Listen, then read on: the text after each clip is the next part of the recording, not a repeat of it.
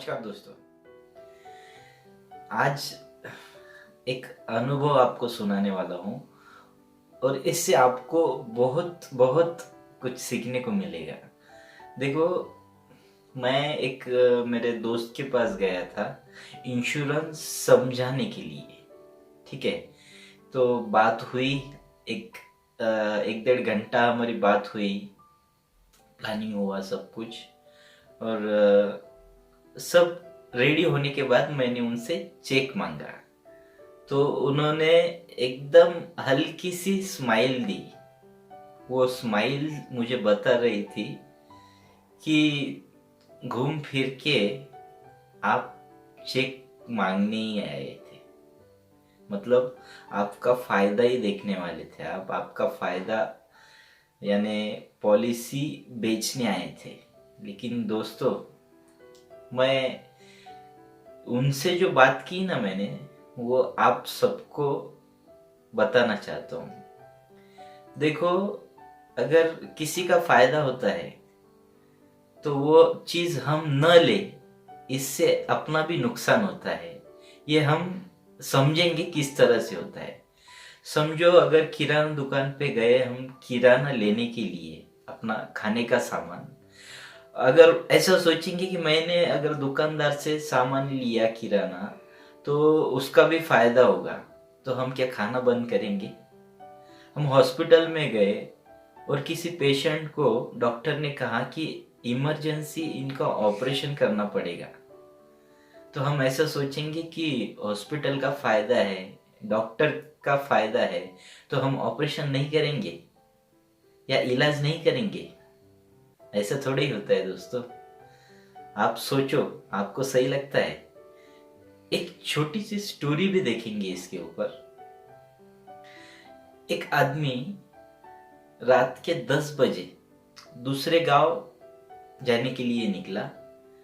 रास्ते में आधा रास्ता तय हो गया था, आधा रास्ता पार हो गया। रात के करीब करीब 1:30-2 बजे थे।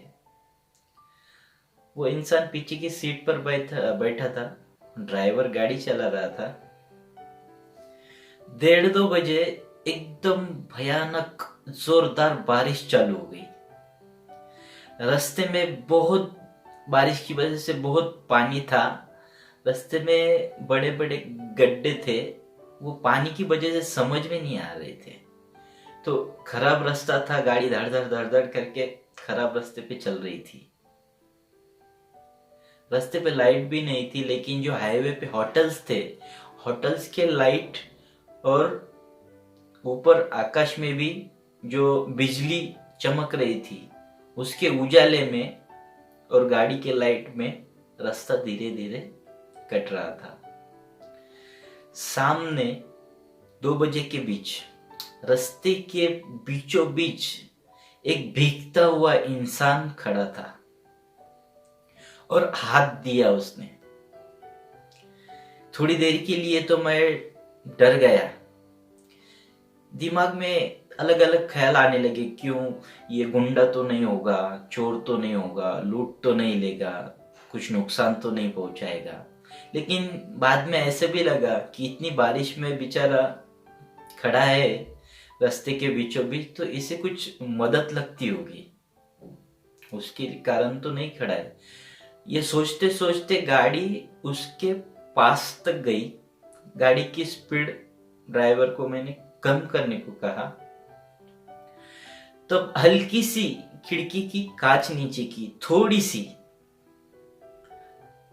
तब वो इंसान ने कहा हाथ जोड़ के, साहब आगे मत जाओ, रास्ता खराब है, आगे छोटा सा ब्रिज है, बारिश बहुत जोर से चालू है, तो नुकसान भी हो सकता है, इसलिए मैं यहाँ खड़ा हूं साहब, आप पीछे चले जाओ। दिल ही दिल में मैंने उस इंसान को धन्यवाद कहा और गाड़ी वैसे ही रिवर्स लेके पीछे जो नजदीकी जो होटल था वहां रुक गया और दूसरे दिन निकल पड़ा। देखो, लोग कुछ अच्छे भी होते हैं। उस इंसान को कुछ जरूरत नहीं थी कि रात के वक्त ऐसा बारिश में भीगते हुए रुक के गाड़ियों को बोलने की, लेकिन उसने कुछ अच्छा सोचा होगा तो उसने वो काम किया। ऐसे हमारी जिंदगी में भी आपके पास, कई लोगों के पास इंश्योरेंस एजेंट आते हैं, हम समझते हैं, लेकिन हम खुद को ही समझाते हैं कि ये सिर्फ इनका फायदा देखते हैं, इनका काम ही है पॉलिसी बेचना। उसलिए हम कभी कभी ईगो रख के पॉलिसी लेते नहीं है, या उनको वापस भेज देते। वापस भेज दो, उसमें कुछ भी प्रॉब्लम नहीं है, लेकिन वो इंसान वो खुद कमा रहा है, लेकिन वो कितना कमा रहा है, आप जो भी प्रीमियम दे रहे हो उसमें से कुछ अमाउंट उसको मिल रहा है। ठीक है, अगर आप एक नॉर्मल बात करेंगे, समझो आप एक 10,000 रुपये ईयरली प्रीमियम भर रहे हो, बराबर। वो 10,000 रुपये में उनको कितना मिलेगा मिल मिल के? जो भी उनका फायदा है, जो भी उनको कंपनी देगी वो मिलेगा, बराबर है। लेकिन 10,000 के बदले ईयरली प्रीमियम आपको, यानी पॉलिसी होल्डर को, जिसकी भी नाम पे आप पॉलिसी निकाल रहे हो, उसको 1,00,000-2,00,000 रुपए का इंश्योरेंस कवर मिल रहा है। उस इंसान को भी मिल रहा है, उसकी फैमिली को भी मिल रहा है। अगर उसे कुछ हो जाता है तो उतना 1-2 लाख रुपए मिलने वाला है फैमिली को। ठीक है, तो अब सोचो फायदा किसका ज्यादा है? अगर आपकी समझ में ये बात आ रही होगी तो प्लीज आप अपना इंश्योरेंस कवर चालू करो।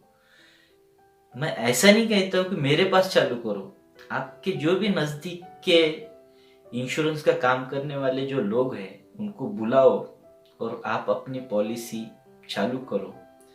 आपके खर्चे के मुताबिक, इनकम के मुताबिक एक्सपेंसेस देख के आप कितना पैसा इंश्योरेंस के लिए बाजू में निकाल सकते हो, और आपके एज के हिसाब से कितना इंश्योरेंस आपके लिए जरूरी है, ये पूरा कैलकुलेशन करके थोड़ा टाइम अपने खुद के लिए निकाल के इंश्योरेंस एडवाइजर के साथ बैठ के आप ये पूरा फाइनल करके बाद में आपका कवर चालू करो। आपने टाइम दिया, उसलिए मैं आपका दिल से शुक्रगुजार हूँ दोस्तों। Thank you very much.